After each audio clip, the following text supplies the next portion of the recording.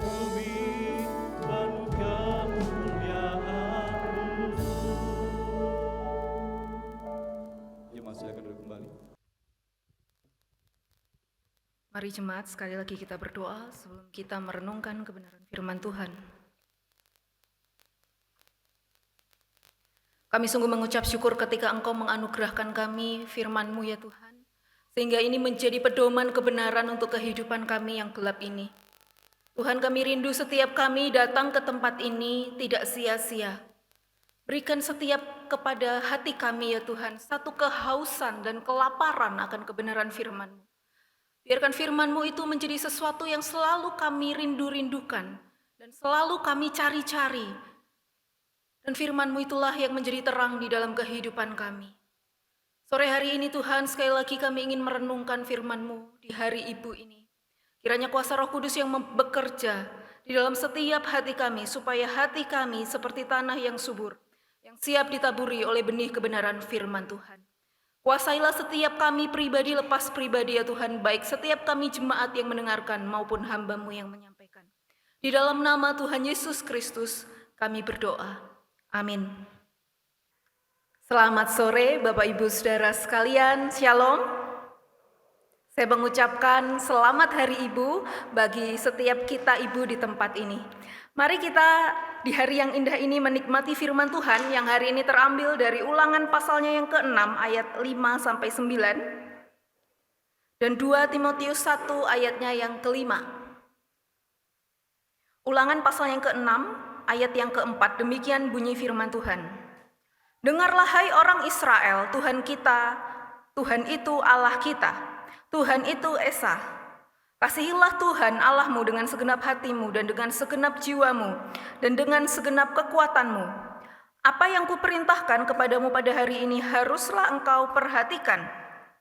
Haruslah engkau mengajarkannya berulang-ulang kepada anak-anakmu dan membicarakannya apabila engkau duduk di rumahmu, apabila engkau sedang dalam perjalanan, apabila engkau berbaring dan apabila engkau bangun. Haruslah juga engkau mengikatkannya sebagai tanda pada tanganmu dan haruslah itu menjadi lambang di dahimu.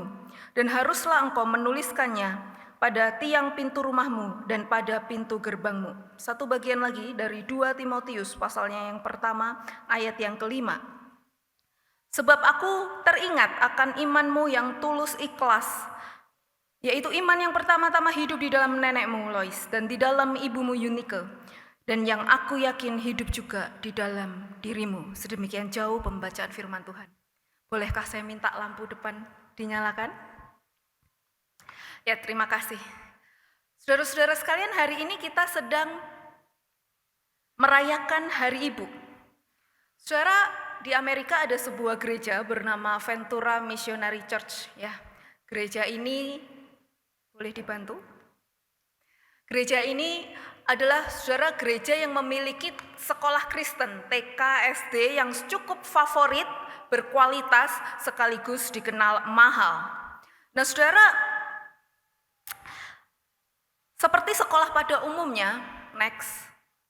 Saudara, seperti sekolah pada umumnya selalu ada anak-anak yang bermasalah. Nah, saudara, satu kali guru-guru tersebut memanggil para orang tua, saudara, yang anak-anaknya bermasalah untuk berkomunikasi dengan sang guru. Saudara, datanglah seorang ibu dari seorang murid yang bermasalah. Lalu seorang guru menemui ibu tersebut dan berbincang-bincang dengan ibu tersebut. Guru itu menerangkan permasalahan anaknya ketika berada di sekolah. Lalu di akhir dari pembicaraan itu, saudara, guru itu berkata begini kepada ibu. Bu, kami meminta tolong. Kalau boleh anaknya lebih banyak dididik soal kerohanian di rumah. Mungkin bisa melakukan kegiatan berupa praktek-praktek iman secara bersama-sama di rumah. Supaya hal ini tujuannya anak bertumbuh secara lebih baik. Nah, saudara, mendengar hal itu dengan agak sinis, ibu itu menjawab begini, loh justru itu tugas gereja, tugas sekolah ini. Saya mengeluarkan uang banyak, mengeluarkan biaya yang mahal di sekolah ini tujuannya supaya anak saya dididik kerohaniannya di sekolah ini. Nah, saudara, berapa banyak dari orang tua kita berpikir bahwa soal urusan kerohanian itu tanggung jawab sekolah Kristen dan gereja. Nah, saudara, hal ini sejalan dengan apa yang ditulis oleh seorang penulis parenting bernama Andy McQuitty, berkata bahwa lebih dari 2/3 orang tua melepaskan tanggung jawab soal kerohanian anak dan mengalihkannya kepada gereja. Nah, saudara, seorang penulis bernama Mark Holman, saudara, dia adalah seorang gembala dari gereja Ventura tadi. Saudara, menamakan pola pikir ini dengan pola pikir drop off atau drop off mentality, mentalitas antar jemput. Saudara, orang tua secara khusus ibu sering berpikir bahwa urusan hal-hal rohani itu urusan gereja dan sekolah Kristen. Orang tua hanya perlu mendrop anak ke sekolah atau gereja, lalu tugas mereka off, selesai.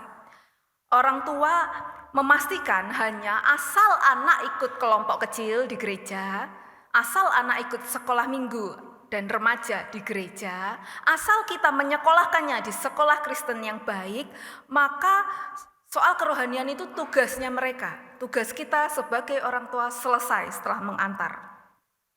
Saudara, pertanyaannya adalah soal mendidik iman anak itu tanggung jawab di pundak siapa? Nah, saudara, seorang ibu bernama Anne Elisa Bernie ini adalah seorang ibu yang saleh sekali. Nah, saudara, seorang ibu ini memiliki beberapa anak, salah satunya bernama Charles Taze Russell. Saudara, ibu Anne ini selain saleh, dia juga aktif bergereja. Nah, sayangnya saudara, kesempatannya menjadi ibu bagi Charles cukup singkat. Dia meninggal di usia Charles 9 tahun. Lalu saudara, Charles ini kena pengaruh pergaulan di masa remajanya dan dia terseret ajaran sesat. Sayang sekali pada waktu dewasa bahkan Charles Taze Russell ini mendirikan sebuah ajaran yang sangat menyimpang, yaitu Saksi Yehova. Saudara, ternyata ketiadaan peran seorang ibu secara rohani itu berdampak sangat signifikan bagi pertumbuhan kerohanian seorang anak. Nah, saudara, rumah adalah tempat paling penting di mana kerohanian anak itu dibentuk. Kalau kita berbicara soal kasih ibu, itu tema kita pada hari ini. Saudara, saya tidak sedang meragukan kasih setiap kita para ibu kepada anak-anaknya. Saya yakin sebagai ibu sangat mengasihi anak-anaknya. Bahkan itu sudah kita buktikan dari awal hidup mereka, kita mempertaruhkan nyawa demi melahirkan mereka. Kita mendidik, merawat, dan seterusnya membesarkan mereka. Saya tidak meragukan kasih itu. Tetapi saudara, apa wujud kasih yang terbesar yang kita bisa berikan kepada anak di mata Tuhan? Saudara, wujud kasih ibu yang terbesar adalah mewariskan iman kepada keturunannya. Sekali lagi saudara, wujud kasih ibu yang terbesar adalah dengan mewariskan iman kepada keturunannya. Nah, saudara, seorang ibu itu dapat mengasihi anaknya dengan benar bila ia terlebih dahulu pernah merasakan kasih. Umumnya saudara, kita adalah orang yang pada waktu kita pernah merasakan kemurahan, kita bisa memberi kemurahan. Begitu juga saudara, berbicara soal kasih, kita bisa mengasihi apabila kita pernah mengalami artinya kasih.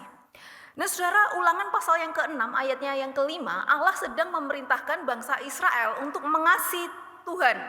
Saudara, Musa pada waktu itu sebagai wakil Allah diperintahkan Tuhan untuk menyampaikan firman Tuhan. Allah berkata, "Hai bangsa Israel, kasihilah aku dengan segenap hatimu, kekuatanmu, jiwamu." Nah, saudara, namun perintah ini tidak datang tiba-tiba. Saudara, kalau perhatikan Ulangan pasal yang pertama sampai 2, 3, 4, itu berisi tentang riwayat-riwayat. Riwayat itu adalah perjalanan bangsa Israel mengalami kasih Allah. Saudara, bangsa Israel yang keluar dari tanah Mesir, generasi itu adalah orang-orang saudara yang dengan mata kepala sendiri menjadi saksi mujizat-mujizat Tuhan yang spektakuler. Mereka melihat laut terbelah, mereka bisa berjalan di tengahnya. Lalu pada waktu mereka sudah selesai, Fir'aun nyusul, ditutup kembali oleh Tuhan, Fir'aun mati. Itu mujizat yang luar biasa, saudara. Pada waktu mereka di padang gurun kekeringan, kelaparan, Allah menurunkan mana dari surga dan itu mereka cicipi sendiri. Nah, saudara, sayangnya mereka adalah generasi yang terlalu bersungut-sungut sehingga Tuhan izinkan mereka mati di padang gurun tanpa masuk tanah perjanjian. Dan saudara, Ulangan pasal 6 ini yang menerima adalah anak dan cucu dari generasi yang mati tersebut. Jadi ini adalah generasi kedua dan generasi ketiga. Mereka mungkin tidak langsung melihat kisah-kisah yang spektakuler tadi, saudara. Oleh karena itu Allah menyatakan bahwa, hai bangsa Israel, ingatlah tuh akan kasih Allah yang aku nyatakan kepadamu.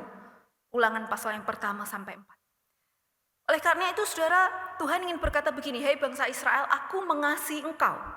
Oleh karena itu kasihilah aku. Saudara-saudara, kasih ini saudara bukan berhenti kepada hanya perkataan belaka. Dan saudara, ayat ini tidak berhenti di ayat 5. Ada wujud yang Allah ingin lihat dari bukti Israel mengasihi Allah, yaitu di ayatnya yang ke-6 dan ke-7. Haruslah engkau mengajarkannya. Nya di sini adalah termasuk kasih Tuhan, perintah Tuhan, Taurat Tuhan, ketetapan Tuhan. Secara berulang-ulang kepada anak-anakmu apabila engkau duduk berbaring dalam perjalanan dan seterusnya. Nah saudara-saudara, Allah mau berkata begini, hei bangsa Israel, aku mengasihi engkau terlebih dahulu. Oleh karena itu kasihilah aku. Dan wujudkan kasihmu kepadaku dengan cara mewariskan imanmu kepada generasi penerus. Nah saudara, menariknya saudara, persiapan teks ini merupakan persiapan sesaat bangsa Israel masuk ke dalam tanah perjanjian atau Kanaan.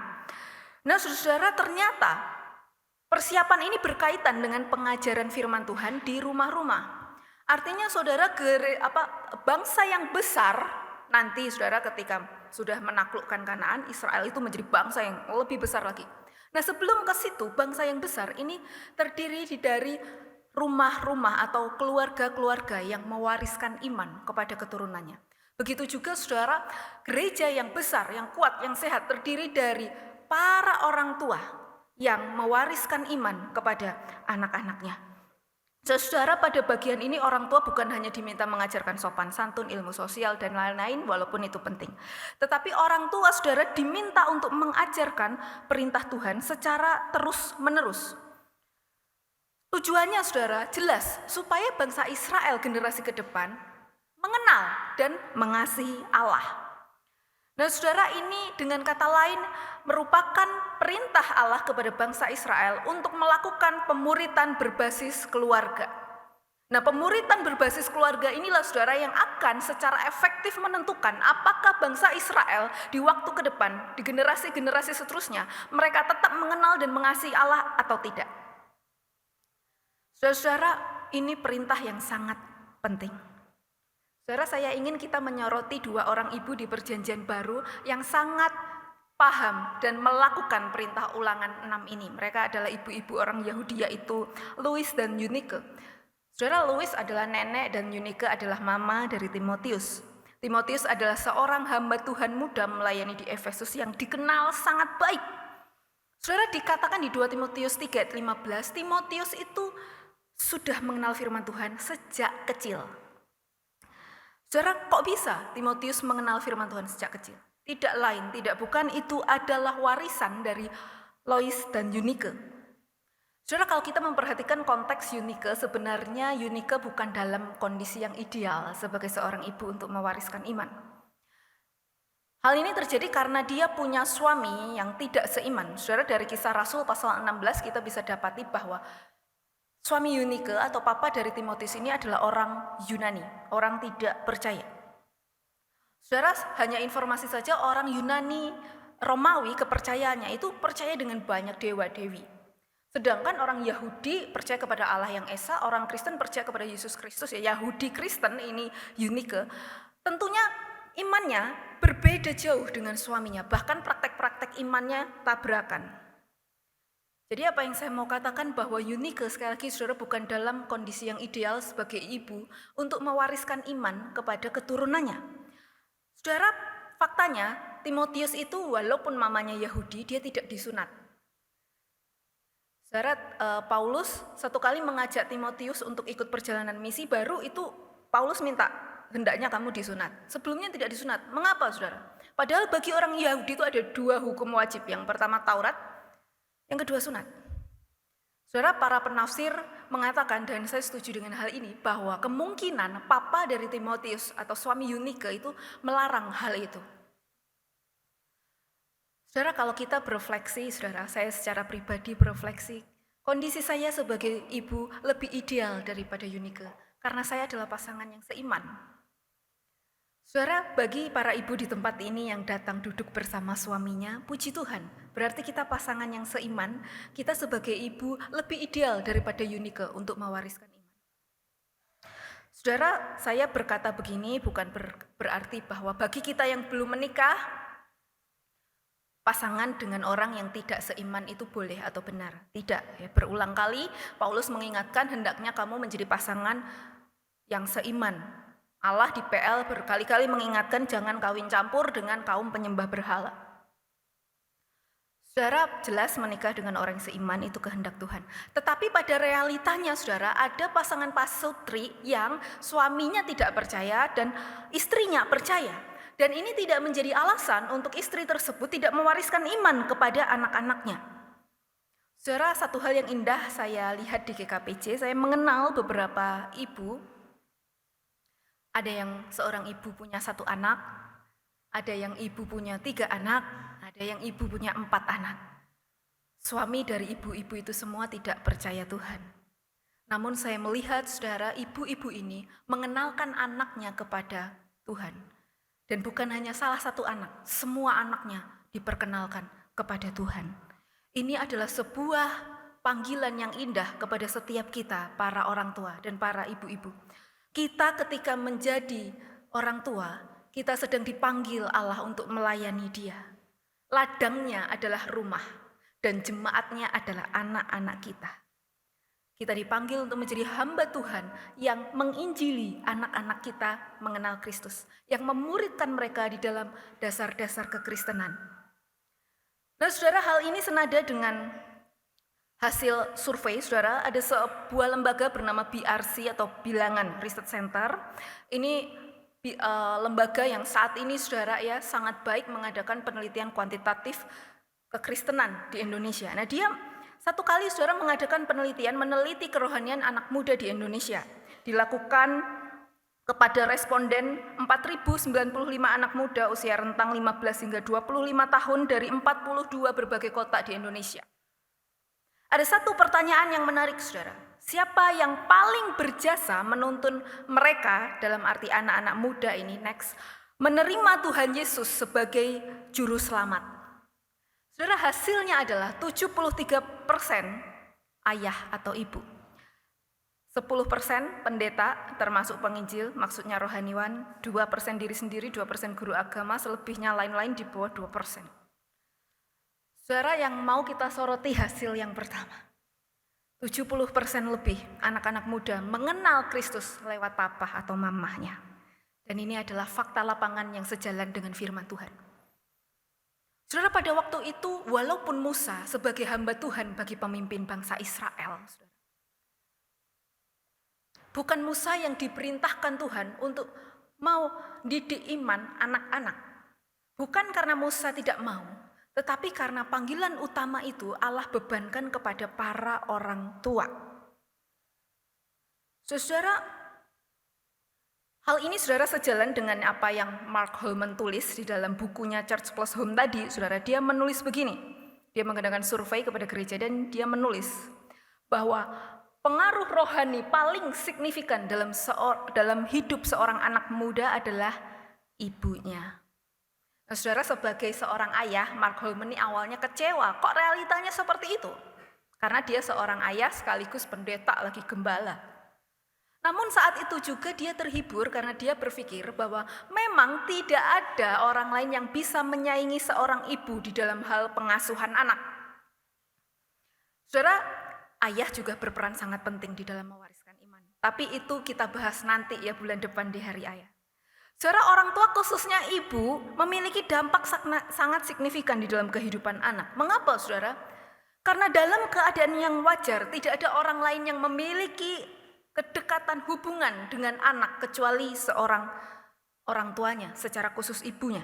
Dan di dalam keadaan yang wajar tidak ada orang lain yang memiliki lebih banyak kesempatan dan waktu untuk berelasi dengan anak selain orang tuanya. Orang tua berada pada posisi yang terbaik untuk mewariskan iman kepada keturunannya. Saudara-saudara, artinya orang tua berperan sebagai penginjil dan gembala bagi anak-anaknya. Dan ini adalah sebuah tanggung jawab yang manis yang Allah berikan kepada bangsa Israel dan kepada kita. Saudara, lalu pertanyaannya, apakah berarti gereja, sekolah Kristen, hamba-hamba Tuhan itu tidak berperan? Saudara, semua punya porsinya masing-masing. Saudara, gereja menanamkan firman Tuhan kepada orang tua dan kepada anak. Gereja memberikan komunitas kepada orang tua dan juga kepada anak, komunitas sesama orang percaya.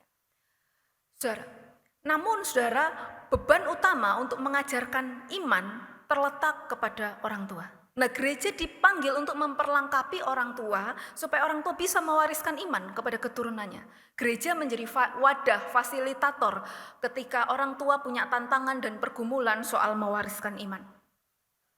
Begitu juga dengan sekolah Kristen. Saudara, bukan karena gereja atau sekolah Kristen tidak mau atau tidak baik, tetapi saudara, gereja dan sekolah Kristen memiliki keterbatasan. Misalnya sekolah punya banyak sekali kepadatan kurikulum dan bukan hanya mengajarkan agama. Sehingga waktu mereka terbatas untuk mendidik rohani anak. Begitu juga gereja, anak-anak sekolah minggu remaja, saudara, ke gereja waktunya hanya beberapa jam saja di dalam satu minggu. Ini lebih terasa lagi, saudara, ketika pandemi kemarin, gereja dan sekolah Kristen sangat terbatas, semuanya stay at home.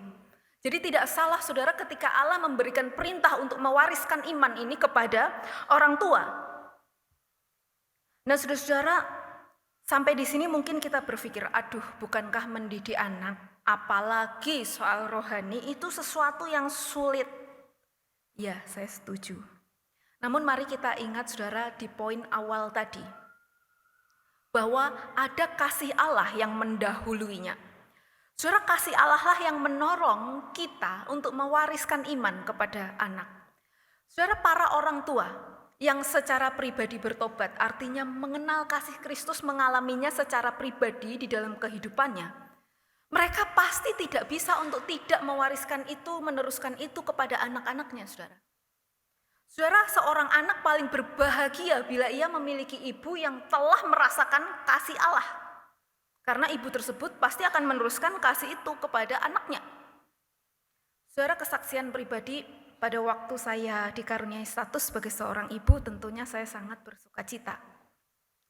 Namun hal itu tidak berarti bahwa tidak ada tantangan ataupun kelelahan. Kadang saya lelah, kadang saya juga stres dalam pengasuhan anak. Apa yang menguatkan saya, Bapak Ibu Saudara sekalian? Kasih Allah. Saudara, kalau saya mengingat begitu banyak kasih Allah secara pribadi buat hidup saya sangat terharu, bahkan ingin menangis. Saya dilahirkan, saudara, dari orang tua Kristen yang menuntun saya mengenal Tuhan, bahkan sampai hari ini mereka menjadi teladan iman bagi saya. Itu salah satu kasih Tuhan buat saya. Saudara, saya bukan siapa-siapa, tapi Tuhan melayakkan dan memanggil sebagai hambanya. Itu salah satu kasih Tuhan buat hidup saya. Saya berdoa soal pasangan hidup, Tuhan menganugerahkan pasangan hidup yang seiman, bahkan sesama panggilan, itu anugerah Tuhan buat saya. Pada waktu saya menikah, saya tidak langsung punya anak, saya berdoa ada waktunya menanti. Dan di dalam waktunya Tuhan mengaruniakan seorang anak. Itu salah satu kasih Tuhan buat hidup saya. Kalau saya ingat-ingat lagi, kasih Tuhan terlalu banyak yang saya ceritakan, yang baik-baik ya, yang duka juga ada. Tapi di balik semuanya itu pun selalu ada kasih Tuhan yang menguatkan dan menyertai, menolong. Saudara, kalau kita tanya kepada para ibu di tempat ini, minta tolong mereka bersaksi menceritakan pengalamannya kan kasih Tuhan secara pribadi, akan begitu panjangnya dan indahnya. Saudara, dengan begitu besar kasih Allah tersebut sebagai seorang orang tua, saudara, kalau saya sedikit saja stres atau lelah, saya malu tidak meneruskan iman kepada anak saya, karena kasih Tuhan begitu besar buat saya. Saya berdosa bila tidak meneruskan kasih Tuhan kepada generasi penerus, karena kasih Tuhan kepada saya begitu besar. Saudara, di dalam kelelahan kita atau tantangan-tantangan kita parenting yang tidak gampang ini, mari kita ingat akan kasih Tuhan bagi kehidupan kita. Saudara, ketika kita, saudara, berpijak kepada kasih Allah, itu menjadi fondasi yang sangat-sangat kuat untuk kita mewariskan iman kepada anak-anak kita. Saudara, kita yang memiliki ibu yang mewariskan iman, Di hari ibu ini kita harus berterima kasih kepada mereka. Nah saudara, itu kasih yang tiada taranya. Lalu bagaimana di antara kita yang bukan ibu biologis? Saudara, Tuhan memanggil kita menjadi ibu secara rohani bagi sesama manusia. Kita dipanggil saudara untuk mewariskan nilai-nilai kekristenan walaupun packagingnya tidak harus selalu rohani. Kepada orang-orang yang ada di sekitar kita, mungkin itu tempat kerja, mungkin itu sosial masyarakat kita, keluarga besar kita, dan seterusnya. Bahkan ada saudara karyawan yang bertobat dari bosnya. Kita dipanggil menjadi ibu secara rohani yang mewariskan nilai-nilai kekristenan kepada siapapun. Nah saudara, bagi kita setiap ibu, mari kita ingat kasih Tuhan secara konkret dan personal, secara pribadi bagi kehidupan kita. Saudara, tantangan seorang ibu banyak sekali, tiap anak beda tantangan. Dan tiap fase kehidupan anak mulai dari kecil, lalu SD, remaja, sampai dewasa, semua tahap kehidupan mereka ada tantangannya sendiri dan itu semuanya tidak gampang. Tetapi saudara, ada satu kasih Tuhan yang memampukan kita untuk kita mewariskan iman kepada anak-anak kita. Saudara, mari kita ingat, di rumah kita ada jemaat-jemaat kecil, mereka manusia berdosa yang membutuhkan kasih Tuhan. Mereka itu adalah anak-anak kita. Kitalah penyalur kasih Allah tersebut untuk hidup mereka. Artinya saudara, kita dipanggil menjadi penginjil dan gembala bagi anak-anak kita. Itu panggilan kita sebagai orang tua, secara khusus ibu. Saudara, lalu apakah mewariskan iman ini berarti kita itu harus menjadi seorang guru teologi di rumah? Kita tidak sekolah teologi. Apakah berarti bahwa yang dibicarakan setiap hari di rumah itu hanya Alkitab, seakan tidak ada aktivitas lain? Saudara, mari kita belajar apa arti mewariskan iman. Saudara, kata mengajarkan, saudara, next. Saudara, kata mengajarkan di dalam Ulangan 6, ini berarti bukan hanya mengajar memberi informasi. Misalnya saudara ya, kita pada waktu di rumah berperan sebagai guru atau edukator, guru sekolah minggu bagi anak kita. Kita mendidik mereka, kita punya Allah yang namanya Yesus Kristus, kita punya Allah Tritunggal dan seterusnya. Setidaknya yang dasar-dasar kekristenan kita mengajarkan. Namun tidak berhenti kepada memberi informasi. Saudara ya, kata mengajarkan dalam Ulangan 6 ini dalam bahasa Ibrani Shanan, itu mengandung arti melatih. Jadi ada prakteknya. Nah saudara, mengajarkan iman yang di sini tidak dibatasi oleh kondisi formal. Ulangan 6 menginstruksikan bahwa kita bisa mengajarkan firman Tuhan itu dalam kondisi duduk berdiri, sedang dalam perjalanan, bangun, dan seterusnya. Artinya saudara, mewariskan iman adalah menanamkan nilai-nilai kekristenan di dalam setiap kesempatan dan setiap keseharian kita sampai terbentuk praktek-praktek iman. Kenapa demikian saudara? Karena berbicara soal iman itu bukan hanya sesuatu yang bisa diinfokan, saudara. Iman itu sesuatu yang ditangkap dan dialami. Contoh, saudara, ini pengalaman saya pada waktu saya masih kuliah S1 di saat saya itu mendapatkan beasiswa. Dan beasiswa itu harus saya perbarui, saya apply tiap semester. Satu kali ada miskomunikasi, saya tidak apply, saya tidak mendapat pengumuman, jadi saya tidak apply beasiswa tersebut, saya tidak bisa mendapatkan beasiswa selama berbulan-bulan. Lalu saya kebingungan, apa yang saya lakukan? Tentu saja telepon orang tua. Saudara bisa tebak kalau kira-kira mahasiswa luar kota lalu telepon orang tuanya apa yang diminta? Yang senyum-senyum, tahu ya? Saudara, waktu itu saya ingat sekali percakapan saya dengan mama papa saya. Mereka bilang begini, Elis, soal uang ini, mama papa akan mencarikan berkat itu untuk kamu, kebutuhan. Tapi kamu sendiri harus berdoa, minta sama Tuhan. Jangan andalkan hanya mama papa. Saudara, dengan keseriusan setelah itu, seakan-akan kan orang tua saya tidak memberi janji. Mereka hanya bilang begini, nanti kalau kami ada berkat, saya transfer. Setelah itu saya betul-betul berdoa. Saya ingat bahwa saya di asrama ada ruang doa, saya masuk ke situ, saya nangis-nangis, Tuhan tolong saya, berikan saya berkat sampai saya bisa melewati semester itu. Nah saudara-saudara, itu sebuah warisan yang saya tangkap. soal iman, soal berkat, itu saya harus bergantung kepada Tuhan Sang Pemberi berkat. Bukan semata-mata hanya kepada orang tua saya. Saudara, inilah maksud iman itu ditangkap. Nah saudara, ketika kita menangkap iman itu perlu ditempelkan secara terus-menerus. Makanya Ulangan 6 berkata, ajarkanlah itu secara berulang-ulang sampai nempel melekat. Sehingga ayat 8 sampai 9 itu sampai menjadi simbol di tiang rumahmu dan di seterusnya.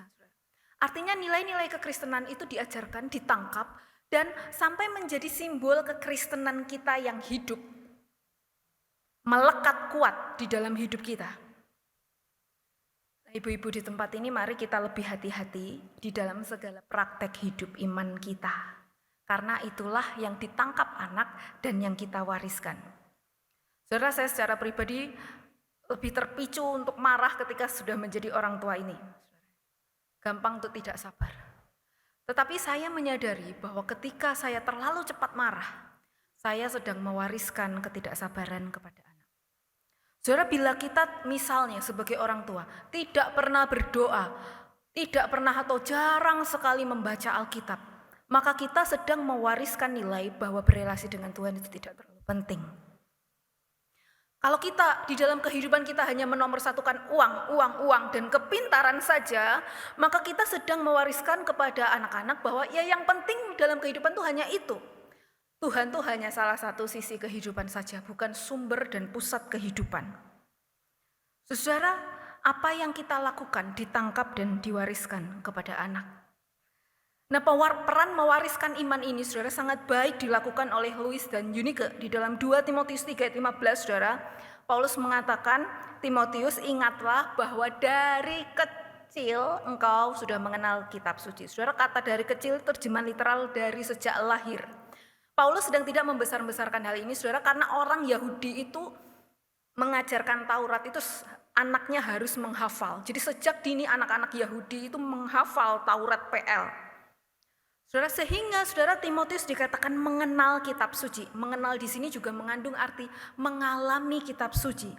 Sehingga saudara, bagi Timotius, kekristenan nilai-nilainya itu dipahami, dipraktikkan, dan menjadi sebuah pengalaman hidup. Saudara, bagi Timotius Alkitab bukan hanya pengetahuan saja. Saudara, Alkitab itu sampai kepada hikmat dan menuntunnya pada keselamatan di dalam Yesus Kristus. Saudara, goal atau tujuan akhir dari kita mewariskan iman bukan hanya menjadikan anak itu pintar atau berkarakter atau baik saja. Tapi goal atau tujuan akhir dari kita mewariskan iman supaya adalah mereka dituntun menerima Kristus sebagai Tuhan dan Juru Selamatnya. Saudara, saya katakan bahwa ini adalah wujud kasih kita sebagai seorang ibu yang terbesar bagi anak-anaknya, yaitu iman. Saudara, kita mewariskan harta, kemampuan, skill, dan seterusnya itu memang baik, tapi hanya berguna di dunia ini saja. Tetapi ketika kita mewariskan nilai-nilai kekristenan, mewariskan iman, itu berguna di dunia ini sampai kepada kekekalan. Ini adalah wujud kasih yang begitu besar kepada seorang anak. Saudara, praktek iman itu begitu banyak, saya ingin membahas satu saja karena keterbatasan waktu. Praktek iman ini sangat mendasar sebagai wujud kita berelasi dengan Tuhan, yaitu lewat doa dan membaca Alkitab. Saudara, saya pernah mengenal seorang pendeta yang dengan sangat disiplin mendidik anaknya, melatih anaknya berdoa dan membaca Alkitab atau kita kenal saat teduh. Nah, saudara, anaknya ini tidak bisa bangun pagi sehingga saat teduhnya malam. Satu hari anak ini beraktivitas di luar capek seharian, lalu dia pulang malam langsung tidur. Papanya ini, saudara, sebelum dia tidur lelap, membangunkan anaknya dan berkata, ayo bangun, saat teduh dulu. Saudara, kalau kita orang tua mungkin tidak tega ya, kasihan anak capek, nggak apa-apa lah, nggak saat teduh 1 hari. Saudara, kita tidak semua harus seperti ini, tetapi ada satu yang saya tangkap, yaitu keseriusan atau komitmen yang sungguh-sungguh dari seorang orang tua ini untuk mendisiplin anaknya berdoa dan membaca Alkitab. Dan ini juga harus menjadi sebuah keseriusan dan komitmen kita sebagai orang tua secara khusus ibu untuk melatih anak bisa berelasi dengan Tuhan lewat firman dan doa. Nah saudara, hal ini saudara, melatih anak ini bisa kita lakukan sejak dini. Saudara, anak saya masih bayi, jadi kalau saya ajarkan berdoa tutup mata begitu belum tahu saudara. Apa yang bisa saya lakukan untuk mengajar dia berdoa baca Alkitab belum bisa, dia hanya bisa bolak-balik Alkitab hardcover itu. Saudara, saya setiap kali dia bangun pagi, mengajaknya lipat tangan, walaupun dia belum mengerti tutup mata, saya nyanyi sebuah lagu. Selamat pagi Bapa, selamat pagi Yesus, selamat pagi Roh Kudus, terima kasih atas anugerah-Mu dan seterusnya. Nah itu lagu sekalian doktrin Tritunggal ya. Dan lagu itu menjadi sebuah doa, kita mengucap syukur, terima kasih, boleh istirahat semalam, dan Tuhan memimpin kita. Saudara, kita melatih anak itu bisa dilakukan sejak kecil. Saudara, ketika kita sebagai orang tua melatih anak untuk berdoa dan membaca Alkitab, itu akan berdampak sangat besar sekali. Satu kali saudara saya memimpin sebuah kelompok kecil, kelompok KTB, di sebuah remaja yang terdiri dari anak-anak SMP sekitar 5-6 anak. Nah saudara-saudara, di dalam KTB itu saya punya proyek ketaatan buat mereka membuat jurnal saat teduh. Jurnal saat teduh ini singkat sekali, isinya hanya bacaan Alkitabnya apa hari itu, pokok doanya apa, dan apa yang didapat atau komitmen. Tidak usah panjang-panjang, tidak apa-apa, yang penting ada. Kalau lagi bolong gimana? Ya tidak apa-apa, jujur saja, coret saja. Nah saudara, saya selalu mengumpulkan buku itu ketika KTB dan ada 2 anak yang menarik perhatian saya karena catatan saat teduhnya itu sangat lengkap, rajin. Lalu saya tanya kepada 2 anak itu, Dek, apakah papa mamah kamu berdoa dan baca Alkitab tiap hari? Yang satu menjawab, ya lo sepapa saya. Yang satu menjawab, iya lo semama saya. Nah, kepada yang mamahnya saat teduh ini saya berkata, mamah kamu tiap pagi berdoa dan baca Alkitab? Dia jawab, iya. Mamah kamu bangun pagi tidak langsung masak, tapi berdoa dan baca Alkitab dulu? Iya. Dia bilang karena mamanya ini kadang berdoa sambil buka suara sehingga dia dengar walaupun tidur. Saudara, saya sebagai seorang ibu memahami bahwa kita bangun pagi yang dipikiran mau masak apa hari ini. Gitu. Tapi ibu itu baca Alkitab dan berdoa dulu. Saya bilang kepada anak tersebut, kamu punya mami teladan. Saya kasih jempol. Saudara-saudara, keteladanan itu sangat penting untuk kehidupan anak. Keteladanan itu saudara juga harus disertai dengan melatih. Saya kenal juga seorang ibu yang sangat saleh secara pribadi berdoa dan membaca Alkitab tiap pagi, tapi anaknya tidak dilatih demikian. Pagi bangun, sarapan, mandi, sekolah, saat teduhnya di sekolah saja. Nah ini juga sangat disayangkan saudara ya, dia saleh tapi tidak mengajarkan, tidak melatih anak.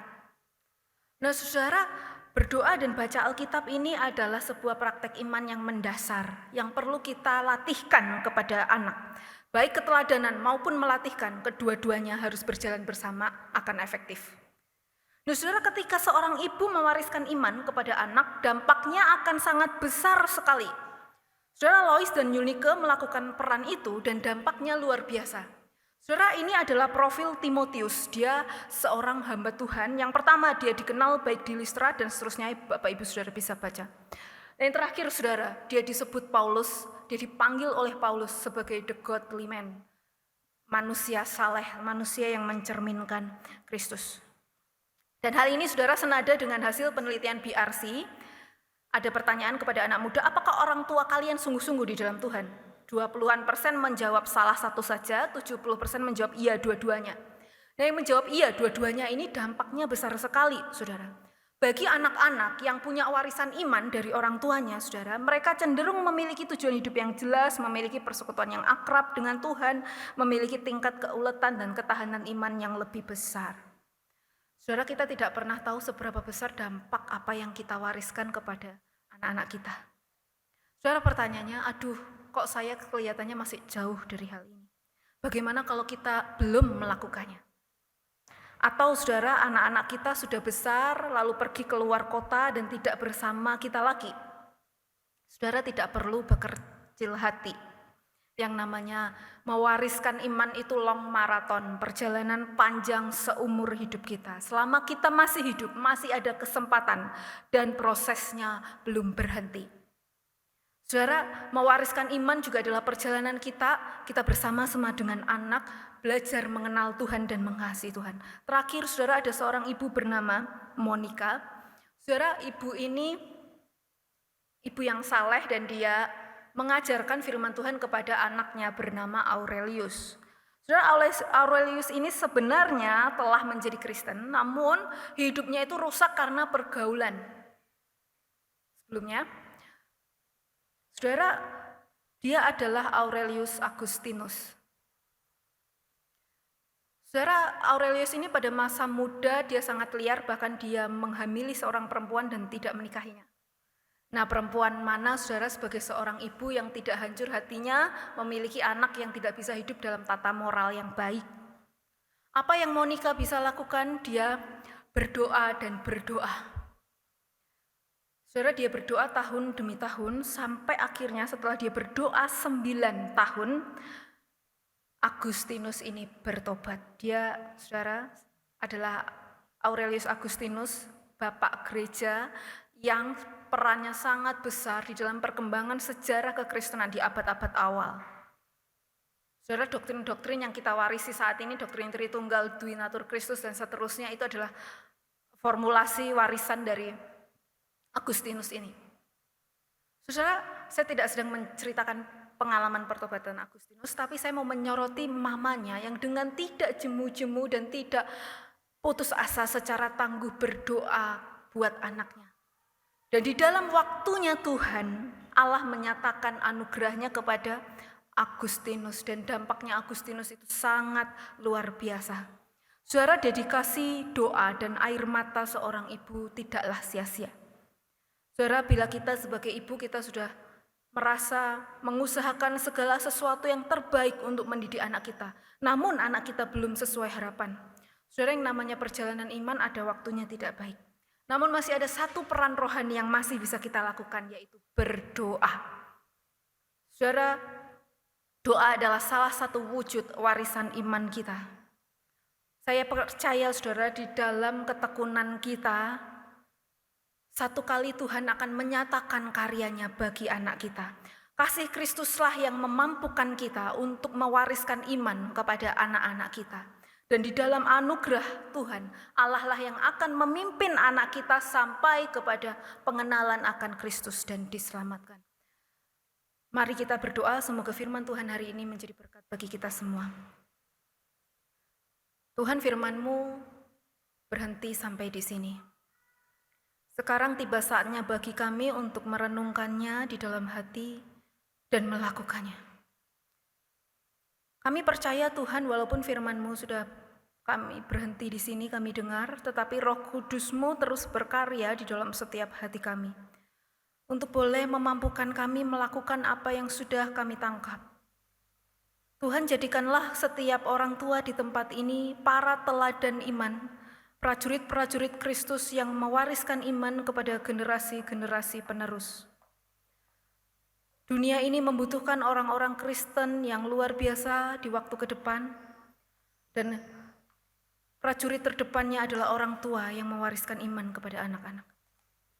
Tuhan, mampukan kami melakukan beban yang manis dan tanggung jawab ini, karena kami tahu bahwa diri kami sendiri lemah, tapi kami punya Allah yang kuat, yang akan menolong kami kesempatan demi kesempatan, waktu demi waktu untuk kami mewariskan iman kepada anak kami. Terima kasih Tuhan, ini menjadi doa kami. Di dalam nama Tuhan Yesus Kristus kami berdoa. Amin.